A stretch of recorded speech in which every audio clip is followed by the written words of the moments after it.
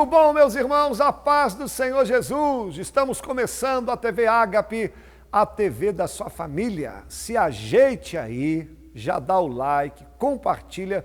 Hoje o programa está tão especial, mas está tão especial, vai te edificar. Então, se ajeita, já vamos aí para o primeiro quadro. Abra o teu coração, porque Deus vai falar muito com você hoje na TV Ágape. Primeiro quadro, o nosso podcast. Muito bom, meus irmãos, estamos aqui com esse quadro tão especial que é o nosso podcast. Toda semana a gente recebe aqui convidados que nos ajudam, que nos ensinam. E hoje nós temos aqui a honra, o privilégio de receber esse casal que nós amamos muito. É o Carlinhos e a Isadora, eles trabalham aqui, nos ajudam no projeto social. E hoje falaremos um pouquinho sobre isso, sobre esse trabalho que tem ajudado muitas pessoas. Mas antes, deixa eu cumprimentar aqui. Carlinhos, aperta minha mão aqui. Seja bem-vindo. Dá um alô pro pessoal aí. Boa noite, pastor. Boa noite, irmãos. A paz do Senhor Jesus a todos. Muito bom. Isadora, prazer também ter você aqui. Cumprimento o pessoal fazendo um favor.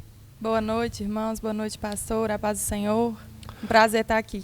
Também. Meus irmãos, então vamos dar início ao nosso bate-papo. O Carlinhos e a Isadora, eles são líderes aqui do projeto social da igreja. Esse projeto assim que nasceu no coração de Deus e tem somado muito aqui na nossa igreja. E esses dois aqui têm feito um trabalho excepcional, têm liderado com excelência. E eu quero começar aqui a primeira pergunta para o nosso irmão Carlinhos. Carlinhos, como que funciona esse projeto social Ágape aqui na igreja? Explica para a gente, porque tem muitas dúvidas.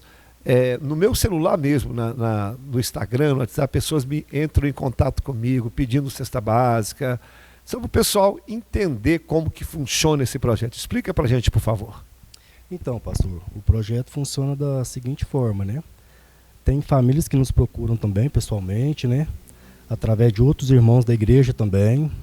E a gente faz uma visita até eles, vai na casa deles para ver a real necessidade, né?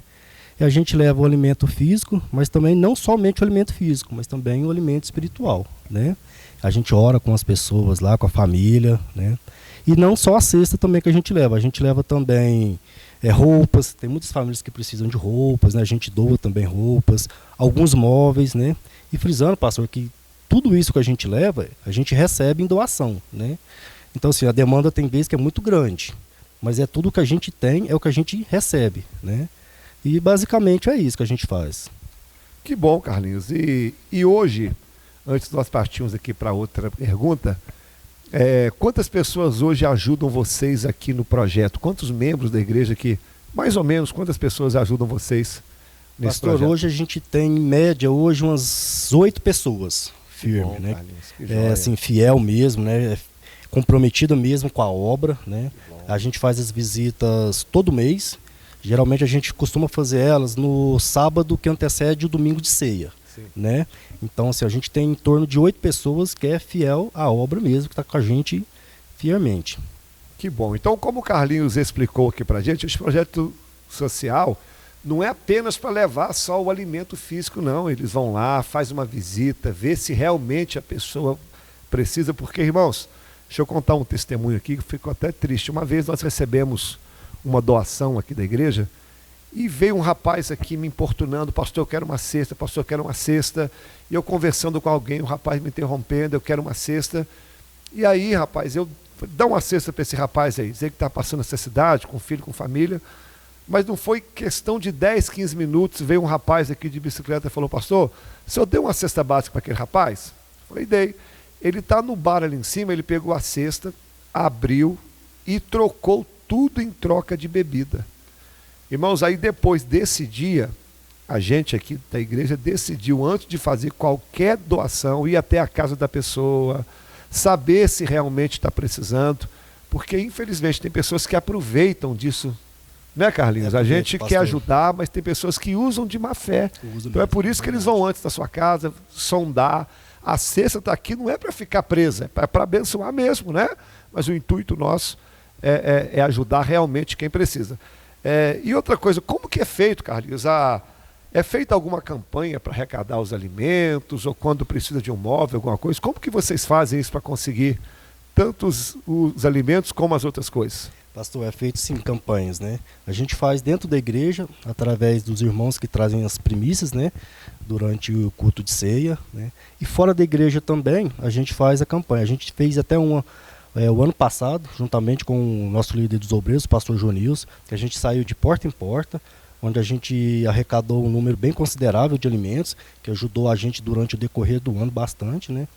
Tivemos uma campanha também junto com uma grande empresa em patrocínio, né, que a cada quilo de alimento, no final da campanha, ela dobrou essa quantidade, nos retornando tudo em cestas básicas, que tem nos ajudado bastante também, né. E também tem um doador, né, anônimo, que tem nos abençoado já há alguns anos, a igreja, né, o projeto, com algumas cestas também, né. Então essas foram as campanhas que a gente faz, e através das redes sociais também, né. O Carlinhos tocou num assunto aqui, eu quero aproveitar, tem um doador anônimo, acho que já é o 4º ou 5º ano, ele só pega meu telefone e fala, pastor, tem que doar as cestas para a igreja. Já procurei saber quem é esse rapaz, ninguém fala quem é, mas a gente não precisa saber, o que importa é que Deus sabe e que Deus te recompense, que essas cestas que têm vindo para cá têm sido de grande valia para ajudar muitas pessoas. Agora eu quero perguntar para nossa irmã Isadora, para quem não sabe, é a esposa do Carlinhos, o projeto social, Isadora, ele é bíblico, porque, deixa eu só, antes de você responder, tem pessoas que já levam para o extremo, que acham que o papel da igreja é só trabalhar na área social. Eu já ouvi isso, a igreja está aqui para fazer aquilo lá, e eu quero fazer essa pergunta para você, o projeto social é bíblico? Como que funciona isso, biblicamente falando, Isadora? Pastor, sim, fazer ação social é bíblico, mas existem vários textos bíblicos, né, que falam sobre isso. Eu separei um aqui em Efésios 2:10, que diz assim, porque somos feitura sua, criados em Cristo Jesus, para as boas obras, as quais Deus preparou para que andássemos nelas. As obras sociais em específico não nos levará à salvação, mas elas fazem parte. Né? Como cristãos aqui na Terra, a gente está aqui para ajudar as pessoas. Sim, sim. E tem um texto também, Isadora, depois vocês leem em casa, Atos capítulo 6, a igreja do Senhor estava crescendo muito, e naquele contexto eles ajudavam muito as viúvas e os órfãos. Aí o pessoal veio até os discípulos e disse, vocês têm que se empenhar na arrecadação para a gente ajudá-los. Aí os discípulos que vão dizer assim, essa parte não compete a nós que somos os apóstolos, a gente vai se afadigar na palavra e nós vamos levantar esse ministério para cuidar das viúvas e dos órfãos, e daí nasceram os diáconos. Os diáconos significam aqueles que servem à mesa.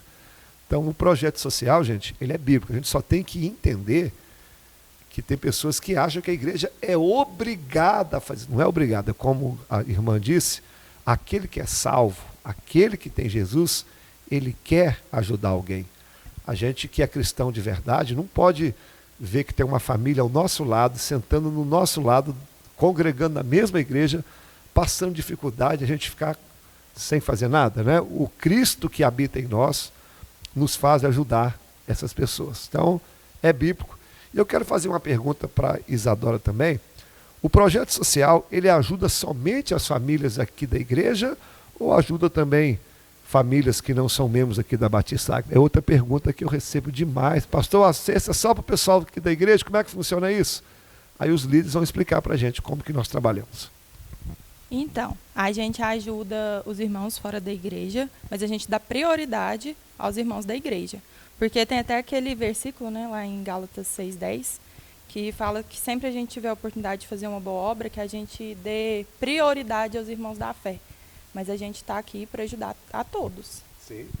Como que a gente faz? Por exemplo, se aqui na igreja, que os irmãos que estão aqui, graças a Deus, não tem ninguém precisando naquele mês, e tem cesta parada, claro que a gente vai socorrer alguma família, né, algumas pessoas que a gente conhece. Mas, irmãos, a gente já está caminhando para o fim. Eu quero agradecer a Isadora e o Carlinhos e toda a equipe que está por trás. Eles têm feito um trabalho assim tão bacana, tão especial, e como eles falaram, não é só na área de alimento, não. Quando chega o frio, fazemos arrecadação de roupas, né? Chegando agora a volta às aulas, a gente também arrecada material. Quando chega o Natal, a gente procura ir atrás dos brinquedos. E para concluir, eu vou começar com o Carlinhos, depois com a Isadora. Você quer deixar algum recado, algum pedido, algum agradecimento para a gente concluir esse bate-papo aqui?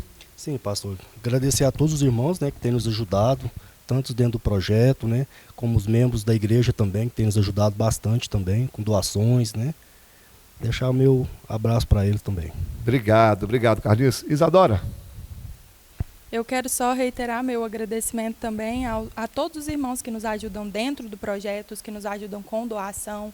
E assim, é um projeto que a gente ama muito fazer parte, e a gente também está precisando de pessoas para colaborar com a gente.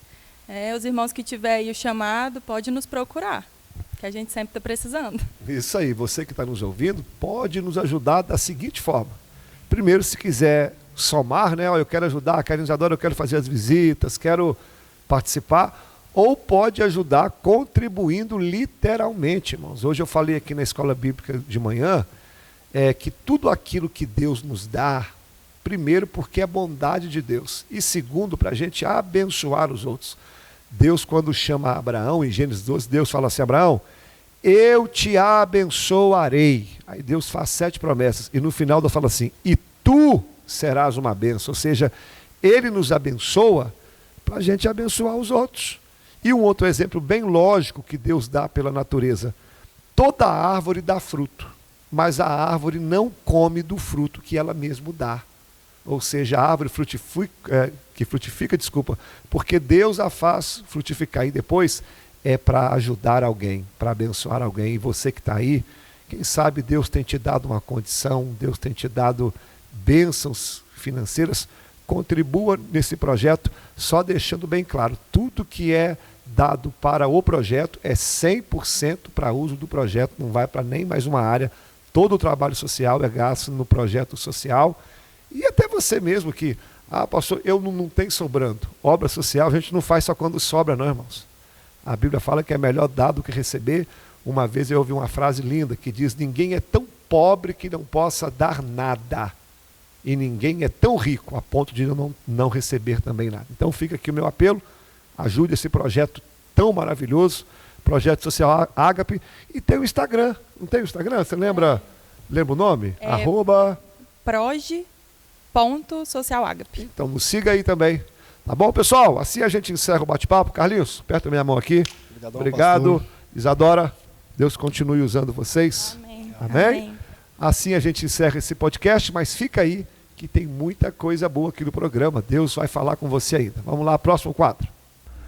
Muito obrigado, Carlinhos. Muito obrigado, Isadora. Essa família que eu amo muito. E o projeto social está indo de vento em popa. Vamos para o quadro aí, texto com contexto, com as nossas irmãs Adria e Giovana. A palavra está com vocês. Olá, meus irmãos. Sejam bem-vindos a mais um episódio desse quadro Texto com Contexto. Esse quadro que a gente aborda algumas passagens bíblicas, explicando o contexto por detrás dela, explicando os precedentes das passagens, o que essa passagem realmente quer dizer. Olá, meus irmãos, cumprimento vocês com a paz do Senhor. Como a Giovana já introduziu, hoje nós vamos falar sobre um tema bem conhecido aqui na Bíblia até. Nós vamos falar sobre o grão de mostarda. Tenho certeza que alguma vez na vida você já ouviu falar sobre essa figura, né, que Jesus utilizou aí em algumas parábolas, e hoje nós vamos explicar um pouquinho mais sobre o que é esse grão de mostarda, né? O que é o significado, qual é a simbologia dela, porque tem uma coisa muito importante ali. Queria que você abrisse sua Bíblia em Mateus 17:20 e lesse junto comigo o que está falando lá. Eu lhes asseguro que se vocês tiverem fé do tamanho de um grão de mostarda, poderão dizer a este monte: vá daqui para lá, e ele irá. Nada lhe será impossível. Então, a palavra de Deus, ela traz uma analogia, né? Se você tiver fé ali como um grão de mostarda, você pode falar para aquele monte fazer isso e isso, e ele vai fazer, porque nada é impossível. Então, a gente achou interessante trazer essa figura do grão de mostarda para vocês entenderem o que ela de fato quer dizer. O que seria esse grão de mostarda? Né? Antes da gente entender de fato o que está falando nessa passagem, queria que vocês soubessem que não é a única passagem que cita sobre o grão de mostarda. Existe outra passagem também. A primeira delas está lá em Mateus 13, do 31 ao 32, a mesma passagem lá em Marcos, do 4, do 30 ao 32, e Lucas, no capítulo 13, do 18 ao 19. Vou usar hoje a referência de Marcos, que eu achei mais legal a forma como a palavra estava falando, que fala assim: novamente ele disse: com que compararemos o reino de Deus? Que parábola usaremos para descrevê-lo? É como um grão de mostarda que, quando plantada, é a menor semente de todas. No entanto, plantada, ela cresce e se torna maior de todas as hortaliças, com ramos tão grandes que as aves do céu podem abrigar-se à sua sombra. Então, nós percebemos que a Bíblia faz menção ao grão de mostarda para dizer sobre a fé e para falar sobre o reino de Deus. Então, hoje nós vamos trazer essa explicação nos dois contextos para vocês entenderem. Eu vou trazer agora sobre o reino de Deus, depois a Giovana vai explicar sobre a questão da fé. É interessante que nessa passagem que eu li, onde Jesus ele usa como parábola, essa parábola do grão de mostarda, ele está ali fazendo uma série de parábolas, apresentando várias parábolas para falar sobre o reino de Deus. Então, se você pegar ali antes, você vai ver algumas parábolas muito interessantes, como a parábola do semeador, a parábola da lâmpada. Então, assim, leia, porque Jesus ele utiliza isso para explicar sobre o reino de Deus, não só sobre a fé, mas também sobre o reino de Deus. Então, para entender sobre o que essa passagem está querendo dizer em relação à fé, a gente tem que voltar um pouquinho para entender o que Jesus estava explicando antes dessa passagem. No capítulo 17 de Mateus, a partir do verso 14, vai narrar a cura de um lunático. Para vocês entenderem o que seria esse lunático, antigamente eles consideravam uma doença que é parecida com a epilepsia, como se fosse relacionada à lua. Então, aqui conta que tinha uma pessoa doente, que provavelmente tinha essa doença, ou uma doença relacionada a essa, e que continha um demônio dentro dessa pessoa. E os discípulos, eles tentam expulsar esse demônio, só que eles não conseguem. Então, eles levam essa pessoa até Jesus, e Jesus, ele fala justamente isso, ele expulsa esse demônio, ele cura esse homem, e ele explica que eles não conseguiram expulsar esse demônio porque a fé deles era pouca. Uma passagem também relacionada a essa pouca fé, eu lembro diretamente de Pedro, quando Jesus chama ele para andar sobre as águas, ele se apavora pelo meio da tempestade, e Jesus fala também com ele, homem de pequena fé. Então, hoje a gente vai entender um pouquinho o porquê que as pessoas interpretam essa passagem de uma maneira errada. Elas levam, como a Adriana falou, o grão de mostarda ele era um grão pequeno, só que ele era um grão que, quando plantado, ele crescia e virava uma árvore estrondosa, era uma árvore muito grande, e que podia servir tanto para sombra, para abrigar pássaros. Então, hoje a gente vai falar muito sobre esse crescimento. Por que então que as pessoas interpretam essa passagem errada? Porque elas correlacionam o fato de o grão de mostarda ser pequeno como se fosse que a nossa fé pode ser pequena, que isso já basta para ser o suficiente para que milagres aconteçam. Mas isso vai totalmente ao contrário com o que Jesus realmente queria dizer. Pois se fosse nossa fé pequena, fosse somente suficiente, ele não falaria para essas pessoas que a fé deles era pequena, que eles eram homens de pequena fé e por isso que eles não conseguiram expulsar esse demônio. Então, nessa mesma linha de entendimento, considerando que o grão de mostarda, ele não era o menor grão da época, mas ele era um dos menores grãos utilizados ali nos cultivos dos jardins. Só que quando ele crescia, ele se desenvolvia muito e ele virava uma árvore grande, uma árvore ali capaz de abrigar passarinhos, uma árvore de desenvolver mais vida, de cuidar de outras vidas, né, que o Senhor colocou aqui na terra. Então, é essa aplicação do grão de mostarda. Assim como a Giovana falou, no que diz respeito à passagem da fé, a nossa fé, ela pode começar pequena, mas ela precisa crescer, ela precisa aumentar, ela precisa se desenvolver e gerar os bons frutos. Mas o que diz respeito, então, à passagem do reino de Deus, quando Jesus utiliza o grão de mostarda naquela parábola? O reino de Deus começou pequeno, ele começou com poucos, né? No caso ali 12, ele começou ali pequenininho, mas ele precisa se desenvolver, e ele vai se desenvolver, e ele vai virar um reino tão grande, mas tão grande, que vai ser o maior de todos eles. Então, é essa aplicação que Jesus queria utilizar. E é interessante a gente falar que, como eu falei brevemente, o grão de mostarda, ele vira uma árvore capaz de dar vida e de cuidar de outras vidas. Essa é a aplicação para o reino de Deus. Pode até ter começado pequeno, mas vai virar um grande reino capaz de cuidar de outras vidas, capaz de alcançar outras vidas. Assim como a árvore da mostarda, ela abriga ali os passarinhos em seus ninhos, o reino de Deus também vai abrigar muitas pessoas e vai cuidar da vida de muitas pessoas. Então essa foi a analogia que Jesus queria usar. Não que o reino é pequeno, não que que a fé tem que ser pequena e é suficiente, tudo bem. Não, mas que é algo que se desenvolve, é algo que cresce, é algo que atinge outras pessoas e é algo que era pequeno, mas que um dia se desenvolveu e ficou grande. E como a Adriana falou, a gente tem que buscar justamente isso, não se contentar com ter uma fé pequena, mas buscar crescimento através da palavra, porque isso é bíblico. Lá em Romanos 10:17, essa passagem vai dizer assim: consequentemente, a fé vem por se ouvir a mensagem, e essa mensagem é ouvida mediante a palavra de Cristo. Então, para que a nossa fé ela busque esse crescimento, ela busque se desenvolver, assim como o grão de mostarda, a gente tem que procurar diretamente na palavra, que é através da palavra, pelas escrituras, aquilo que a gente ouve, tanto lendo a Bíblia, de certa forma, como congregando em igrejas, escutando a palavra de Deus diretamente. É assim que a nossa fé vai sendo desenvolvida. E, como a Adriana disse, é buscar esse crescimento.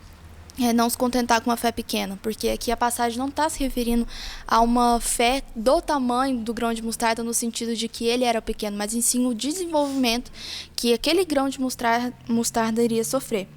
E outra passagem também relacionando a fé vai falar o seguinte, em Hebreus 11:6: sem fé é impossível agradar a Deus, pois quem dele se aproxima precisa crer de que existe que recompensa daqueles que o buscam. Então, o que a gente vai entender é que sem fé é impossível agradar a Deus. A fé, ela é uma maneira também de você se colocar na disposição de Deus, de não entender às vezes. A gente já falou sobre isso, sobre o entender do homem.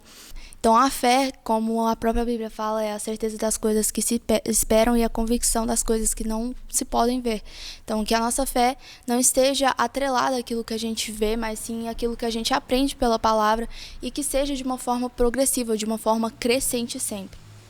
E só para encerrar, nós selecionamos aqui alguns versículos específicos para mostrar também como é que nós podemos desenvolver tanto o reino quanto a nossa fé. Que diz muito respeito à resistência, à perseverança, porque a fé ela é o resultado disso, perseverar, né? E ele todos os dias firme e forte naquilo que você espera, naquilo que você acredita. Então, vou deixar para você, vou só ler e depois você em casa medite quando você tiver um tempo. 1 Pedro 5:9 fala assim: resistam-lhe, permanecendo firmes na fé, sabendo que os irmãos que vocês têm em todo o mundo estão passando pelos mesmos sofrimentos. 2 Timóteo 4:7, combati o bom combate, terminei a corrida, guardei a fé. E Tiago 1:3, pois vocês sabem que a prova de sua fé produz perseverança. Então, como nós falamos aqui, só fazendo apanhado, a fé ela precisa ser crescente. Ser pequena não é suficiente, pode até começar pequena, mas ela tem que se desenvolver e gerar ali os devidos frutos. E como é que ela geraria? Com a perseverança, guardando o bom combate, né? Entendendo que nós não vivemos pelo que vemos, mas pelo que nós acreditamos, pelo que nós temos convicção do que vai acontecer. E entendendo também que o reino de Deus, ele começou pequeno ali com 12, com Jesus ali, mas ele vai crescer e vai se tornar o maior reino. Já é o maior reino, mas ele vai se tornar ali o grande reino mesmo. Então, que você tenha esse entendimento aí de que o grão de mostarda é uma analogia e não use ele da forma literal. Se eu tiver uma fé pequena, tudo bem. Se o reino for pequenininho aqui, né, atender só essas pessoas, tudo bem. Não, precisa ser expandido, precisa crescer e precisa ser progressivo. Amém? Que você seja muito abençoado com essa palavra. E que depois medite nessas palavras. É muito interessante como Jesus usava essas analogias nas parábolas. As parábolas de Jesus nos ensinam muito. Então, se você tiver a oportunidade, estude as parábolas de Jesus, porque elas falam muito mesmo. E que você seja abençoado, esteja conosco até o final do programa e conosco até o final aí, para que nós venhamos a descobrir outros textos, às vezes descontextualizados. Fica com Deus e até a próxima. Espero que vocês tenham entendido que, como dissemos aqui, a fé não é para ser algo pequeno, mas sim crescente, pois sem fé é impossível agradar a Deus. E a fé é aquilo que vai mover os milagres na nossa vida e através da nossa vida, a vida de outras pessoas. Espero que vocês tenham gostado desse episódio e nos vemos no próximo episódio. Com Deus. Obrigado, meninas! Esse assunto aí é legal, hein? A fé como um grão de mostarda quer dizer que a fé tem que estar sempre crescendo. Não é uma fé pequena, não. Tem que estar sempre crescendo. Vamos para a agenda da igreja para você conferir os dias de culto? Pessoal, quero passar para você a agenda da igreja, vou te mostrar aqui todos os cultos para você ficar por dentro. Nós começamos aqui na segunda-feira, o culto de oração, às 19h30, a gente ora, paga um preço pela igreja, é um culto pilar aqui. Toda terça e quinta nós temos os cultos dos lares, para quando você quiser um culto na sua casa, pode agendar, temos uma equipe aqui bem preparada para levar o evangelho até seu lar, ou na vida de alguém que você conhece. Quarta-feira, culto da vitória. Nesse culto nós sempre damos a oportunidade dos pregadores da igreja e, por sinal, temos aqui exímios pregadores e pregadoras. Nesse culto da vitória temos um clamor pelas causas impossíveis. 19h30 te aguardo. Quinta-feira, a TV Ágape, que você está nos assistindo, 21 horas no YouTube. Toda quinta-feira esse programa tem falado muito com você. Sexta-feira, culto da palavra, culto de doutrina, culto de ensinamento, onde nós estudamos um capítulo da Bíblia, ou um personagem. Eu mesmo que ministro nesse culto. Eu só não prego esse culto o dia que eu não estou aqui. No sábado nós temos 2 cultos. Temos o culto dos adolescentes, às 17 horas, para você ensinar o seu filho desde novinho o caminho da igreja. E às 19h30, culto dos jovens, culto da mocidade. Os jovens se reúnem aqui e é uma bênção só. Domingo, 9 horas da manhã, a nossa escola bíblica, onde nós nos aprofundamos mais num tema, num livro da Bíblia, numa carta, onde a gente cresce mesmo espiritualmente falando nas Escrituras, porque a gente separa um tempo maior, né? E domingo à noite, culto da família, onde nós celebramos ao Senhor, ouvimos uma palavra de esperança e colocamos a nossa semana nas mãos do Senhor. Aqui a agenda da igreja, não esquecendo que nós temos um programa de rádio, às 14 horas, na Rádio Cultura, é só você sintonizar lá. Essa é a agenda da igreja, aguardo você, Deus te abençoe, forte abraço. O programa hoje está uma bênção, você já deu like, já compartilhou? Bora lá, vamos alcançar mais vidas, manda para o grupo da família, grupo do trabalho, o que importa é a gente propagar, divulgar o evangelho. Meu amigo Zilton agora, esse quadro do Zilton também eu gosto muito, para a gente entender o que nós estamos cantando, que tem canções que não são bíblicas, então o Zilton está nos ajudando nisso aí. Qual que é a canção de hoje, Zilton? Bom, meus amigos, esse é o nosso quadro Cantando a Palavra e hoje nós iremos analisar uma canção que é muito conhecida por nós evangélicos, é a canção Galileu do cantor Fernandinho. Fernandinho é muito conhecido por fazer muitas canções de celebração na igreja, músicas com um cunho bíblico, muito pautadas na palavra, porém com um ritmo mais animado, que leva a igreja a celebrar a presença de Deus. E a análise de hoje ela não precisa ser uma análise trecho por trecho da canção. Então nós iremos focar apenas no título do refrão, que é Galileu, Jesus. Isso porque o teor da letra é muito simples, ele é como se fosse o próprio evangelho. Por amor, Jesus deixou sua glória. Por amor, ele derramou seu sangue e ele salvou a mim e a você, simplesmente, puramente, por amor. A sua obediência ao Pai nos alcançou de tal modo, esse sacrifício foi tão poderoso que mesmo nós não merecendo, Jesus pagou o preço por mim e por você, para que nós fôssemos libertos do nosso pecado. Então, quando nós focamos na palavra Galileu, ou Jesus o Galileu, nós vemos em Isaías 9, o profeta falando do nascimento do príncipe da paz, o que é mencionado na letra da canção. E ele faz a seguinte afirmação em Isaías 9, capítulo 1. Para a terra que estava aflita, não continuará a escuridão. Deus, nos primeiros tempos, tornou desprezível a terra de Zebulon, a terra de Naftali, mas nos últimos tempos tornará glorioso o caminho do mar, além do Jordão, Galiléia dos gentios. Povo que andava em trevas viu grande luz, e aos que viviam na região da sombra da morte, resplandeceu-lhes a sua luz. Então nós vemos que o território onde Jesus nasceu era chamado de Galiléia dos gentios. Ele era um judeu, mas cresceu e viveu onde havia muitos gentios. E entre os judeus do tempo de Jesus, havia muito preconceito com o pessoal da Galileia, porque qualquer pessoa vinda daquela área era conhecida como uma pessoa que não era fiel aos preceitos dos judeus. Então nós vemos em João 7, versículo 41, quando diziam, ele é o Cristo. Outros, porém, perguntavam, porventura, o Cristo virá da Galileia? E também nós temos em João 7, versículo 52, outros até mesmo afirmavam, examinarás e verás que da Galileia não se levanta um profeta.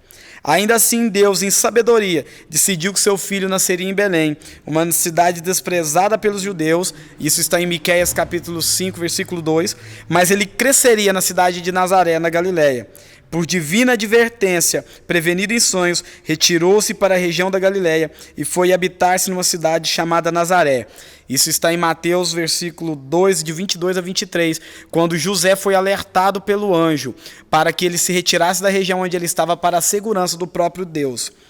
Então, não é de se admirar que essa canção ela fale tanto sobre Jesus ser o Galileu. Quando Pedro estava no pátio e ele nega Jesus, ele foi confrontado de uma forma até certamente sarcástica, onde alguém lhe perguntou, tu também não estavas com Jesus, o Galileu? Jesus ele era veemente reconhecido por ser um cidadão da Galileia. Então, aquele sentimento de rejeição que havia sobre aquele povo, ele também pairava sobre a vida de Jesus.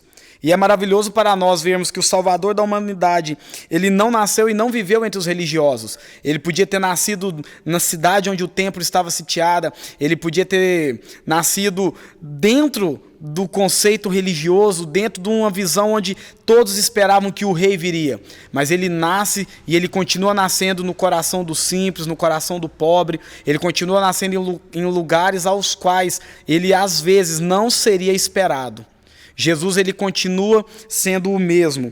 Agindo assim, ele permite que aqueles que fossem desprezados pudessem ser alcançados pela sua grandeza, pela sua santidade e pela sua sabedoria.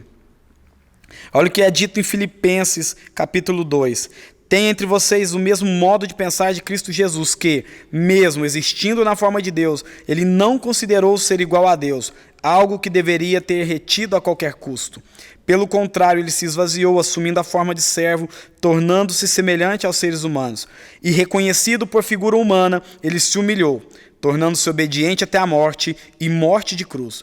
Por isso também Deus o exaltou sobremaneira e lhe deu o nome que está acima de todo nome, para que no nome de Jesus se dobre todo o joelho nos céus, na terra e debaixo da terra, e que toda língua confesse que Jesus Cristo é o Senhor, para a glória de Deus. Então, quando o cantor ele diz que ele deixou sua glória e foi por amor, ele quer dizer que Jesus ele é Galileu e ele se esvaziou, assumindo forma de servo, se tornando semelhante a mim e a você. Dizer que Jesus é Galileu é dizer que ele ama o gentio, que ele ama nós, da mesma forma que Deus amou o povo judeu. É dizer que mesmo sem merecer tamanho amor, nós somos alcançados pelo Senhor, pela sua graça e pelo seu poder. Quando nós falamos Jesus ou Galileu, nós dizemos que o Deus que amou Israel, ele nasceu e cresceu entre os gentios, ele nasceu e cresceu entre aqueles que não eram eleitos pela promessa, mas que nos tornamos eleitos pelo seu sacrifício. Então, a canção Galileu, ela é sim um louvor bíblico. Louvor, primeiro, porque ela denota elogios a Deus, e segundo, bíblico, porque ela está firmemente pautada na palavra. É com o Senhor, pastorzão. Valeu, Zilton! Obrigado por mais um ensinamento. Vamos agora para o testemunho. Quem não gosta de ouvir um testemunho? Quem está com você hoje, Camila?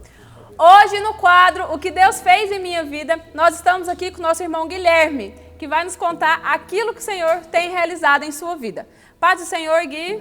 Paz do Senhor, Camila. Paz do Senhor, igreja. Gui, pode ter toda a liberdade de nos contar.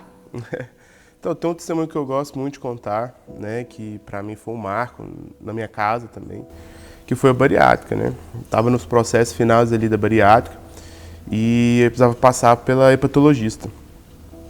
E chegou lá na médica, ela falou assim, ó, você tem cirrose, grau 4, esteatose, grau 4, todas as coisas lá em cima, né? E ela ficou, cara, como é que você dá conta de viver, né? E aí ela fez algumas perguntas, né? Se eu bebia coca, eu falei, todo dia, né? Você vai morrer, não sei o quê, brigando. Eu falei assim, moça, eu quero fazer bariátrica. Ela falou, não tem como você fazer bariátrica, você vai botar um balão, vai perder quilo depois você perder esses quilos. Aí a gente vai ver se você tem a oportunidade de fazer a bariátrica. Por quê? O fígado seu, ele tem uma veia no meio, e essa veia deve estar entupida de gordura, e se por acaso acontecer alguma infelicidade na cirurgia, não tem transplante de fígado rápido no Brasil. Então você morre. Aí eu falei, cara, impossível. E eu falei, doutora, eu não vou fazer... É a única vez que eu vou fazer esse exame, eu não vou fazer de novo. Aí ela foi e falou, cara, é impossível essa veia estar limpa. Então não tem como você fazer cirurgia de imediato. Aí eu falei, cara, falou impossível e já falou a língua de Deus, né? E aí eu fui, fiz exame e tal. Não olhei, né, quando estava a biópsia, levei para ela olhou. Nossa, impossível, você vai ter que refazer. Eu falei, não, é fácil não. Se não der certo, eu vou morrer gordo e acabou, ponto final. Aí ela falou assim, Guilherme, sua veia está totalmente limpa, é impossível. Olha os seus exames e tal. E eu falei assim, dá o laudo aí que eu vou levar agora no hospital, porque era o último laudo que faltava. E era época de pandemia, o Covid estava lá em cima. Aí eu peguei, levei, fui no hospital com a mala de papel. Aí eu entreguei para a moça falou assim, tem exames que se passar do tempo, você vai ter que refazer. Eu falei, cara, impossível, não vou refazer isso, Deus. Pensando, né? Aí ela falou assim, no mínimo mais 6 meses. Eu falei, moça, no máximo 15 dias. Aí ela riu. Aí ela foi pra dentro e eu peguei os exames e falei, Deus, muito obrigado, porque isso é bom, né? Eu posso tomar minha coca, apesar que todo mundo fala que, né, eu ia morrer pelo grau da saúde e tal, mas o Senhor tem cheio de misericórdia sobre a minha vida e eu posso tomar. Né? Apesar que a minha saúde está bem debilitada, mas eu te dou graça. Mas é o seguinte, Deus, é só 15 dias no máximo. Pois bem, ela foi, tirou o cheque de todos os exames. E Camila, 15 dias, ela me liga, ela falou assim, não sei o que aconteceu, mas os médicos aprovaram. E daqui 2 dias, você já fica em jejum, você vai fazer essa cirurgia. A veia limpinha. A veia limpa. É só coisa que Deus faz, né? Você pesando 200 quilos e essa vez só a veia que está limpa, né? É milagre que Deus faz, que é o que eu mais gosto de contar, que quando Deus quer, né, ele gera, eu fiquei 1 ano passando, né, por psicólogo, e eu falo que tudo tem um tempo certo mesmo, né? É o tempo que Deus ele gera valor para você saber o que te custou, vamos dizer assim, né? É um processo e tal, não, ok, mas Deus no meio desse processo ele te gera valor. Né, você sabe cada consulta que foi, o tempo que foi. Então, assim, para mim, hoje, eu gosto de falar isso, né? Que Deus ele me ensinou a que todo processo ele tem um valor. E eu sei qual foi o valor do meu. Depois desse testemunho lindo, agora a gente vai ouvir uma palavra. Começarei hoje uma série de 6 mensagens na vida de Jacó. E hoje é o primeiro, fica aí para você ouvir. Vamos ouvir a palavra.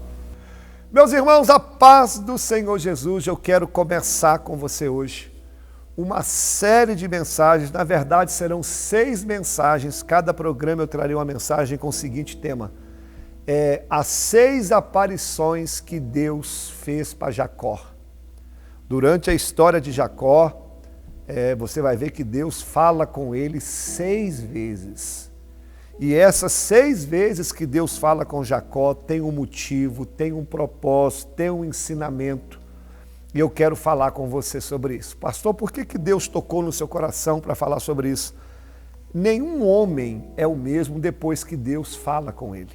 Quando Deus fala com a gente, a nossa vida nunca mais é a mesma. Nem sempre a voz de Deus vem para nos trazer paz, vem para nos alegrar. Nem sempre. Às vezes a palavra de Deus vem para nos confrontar, vem para nos tirar do comodismo, vem para nos dar uma chacoalhada.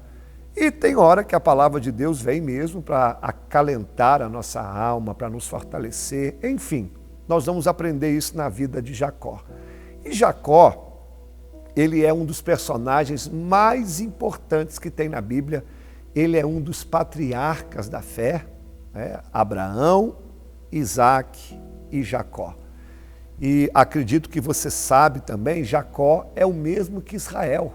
Deus apareceu para ele, eu falarei sobre isso numa parte aqui da mensagem, e onde Deus vai mudar o nome dele para Israel. E quando muda o nome, muda também a história. Esse personagem ele é tão importante na Bíblia que até hoje a nação de Israel tem o nome dele. Olha a importância de Jacó. Então, mediante a essa introdução aqui, eu quero já falar com você a primeira vez que Deus fala com Jacó. Se você lê a história dele, depois você acompanha, depois de Gênesis 24 em diante, 25 ali, a sua mãe Rebeca estava grávida de gêmeos. E quando ela estava grávida, ela sentiu um desconforto no seu ventre e ela foi orar. E Deus vai falar assim, mulher, 2 nações há no teu ventre. Eles brigam entre si. Mas aquele que nascer em segundo, esse será o meu escolhido. Esse é que eu tenho um plano e eu tenho uma obra. Não que Deus estava rejeitando o outro, não é isso. É que a obra de Deus era com o segundo.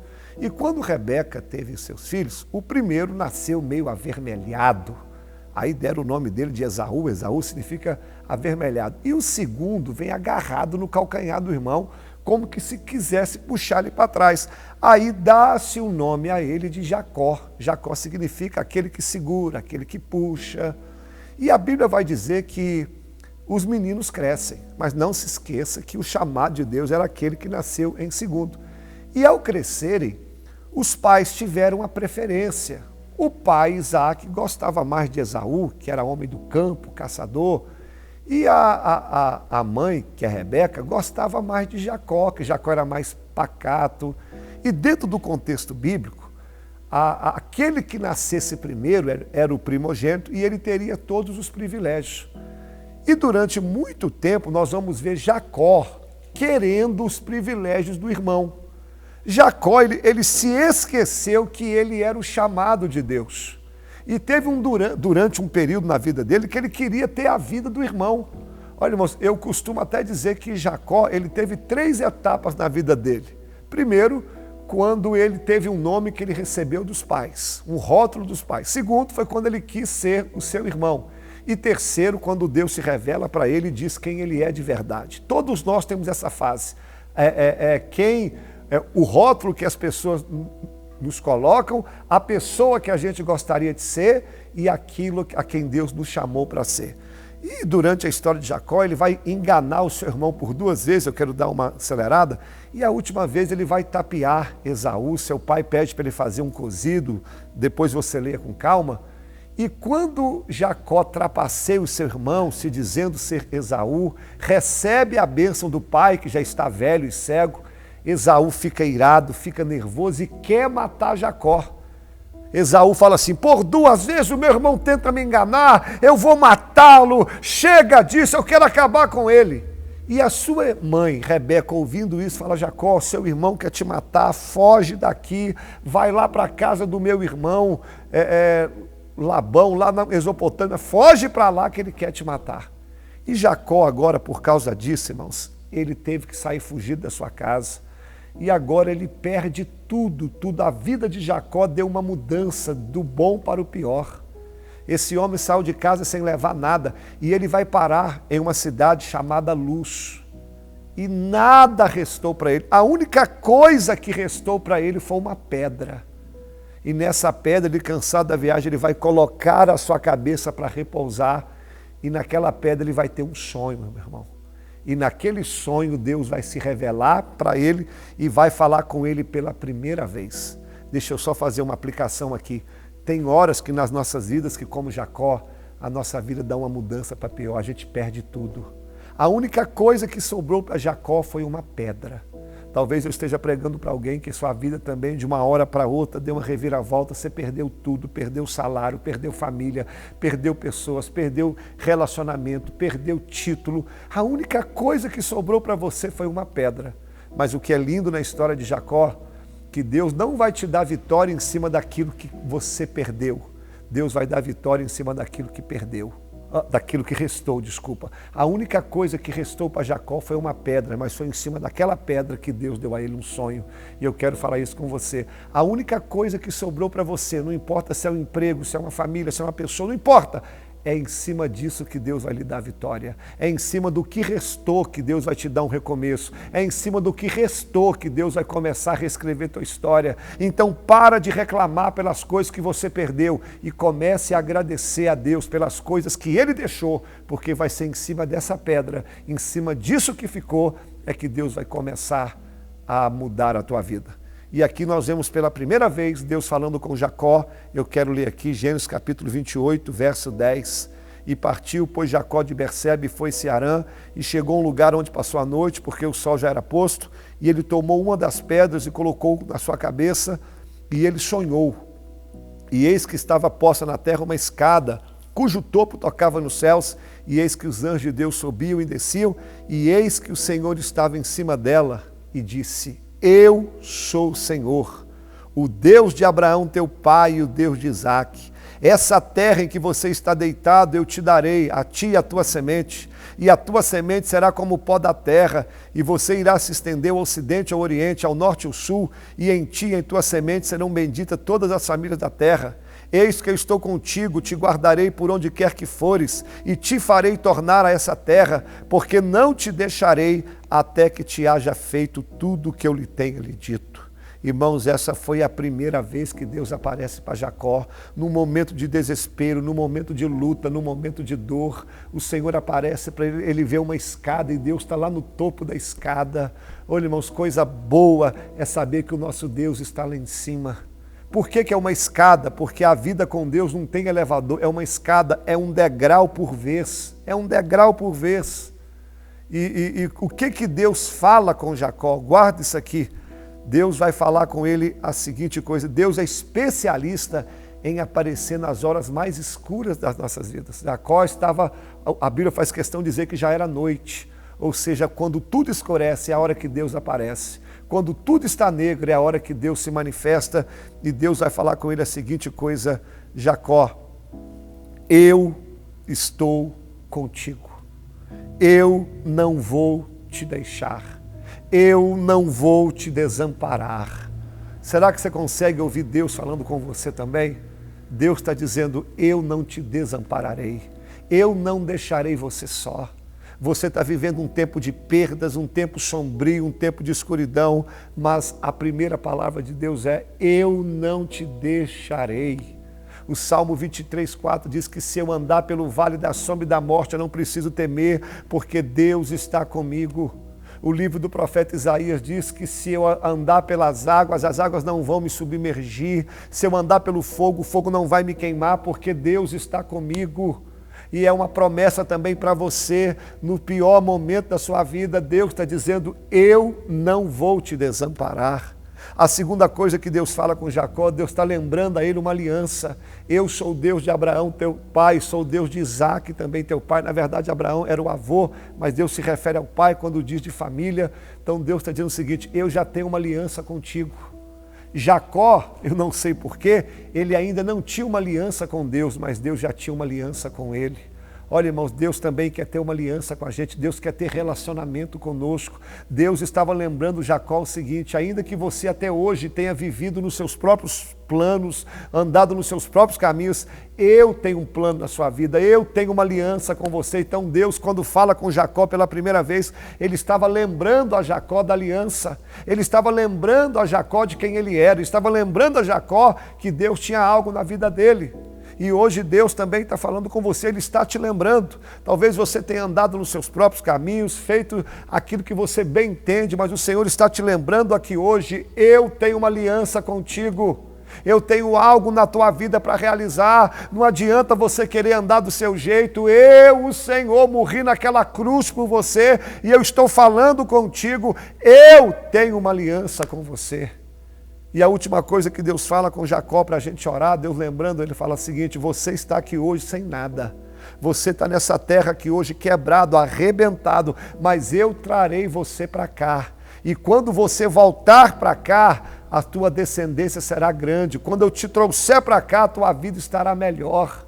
E isso realmente vai se cumprir. 20 anos depois, Jacó vai voltar nesse mesmo lugar, porém agora Jacó vai voltar melhor. Jacó agora vai voltar próspero. Ele que chegou ali sem nada vai voltar renovado. Então Deus estava dizendo, aguenta firme, faça uma aliança comigo, porque a tua volta será melhor do que a ida.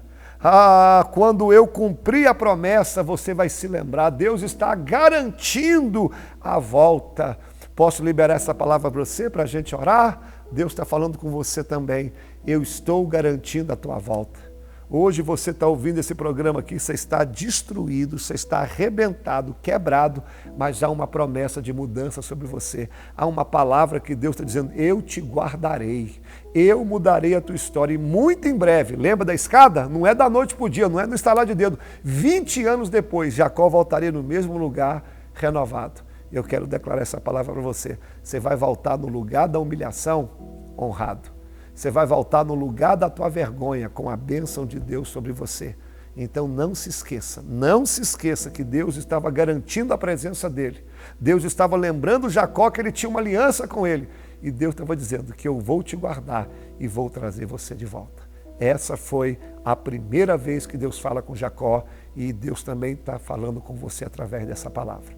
Vamos orar? Semana que vem eu falarei sobre a segunda vez que Deus fala com Jacó. Vamos orar. Vamos falar com o Senhor. Vamos orar?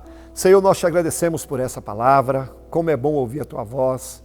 E o Senhor falou com Jacó pela primeira vez, garantindo a tua companhia, lembrando ele da promessa e dizendo que o Senhor vai nos trazer de volta melhor. Senhor, que essa promessa se cumpra em nós. Nós vamos fazer uma aliança contigo. Eu quero pedir que essa palavra venha fortalecer, transformar, mudar essa pessoa.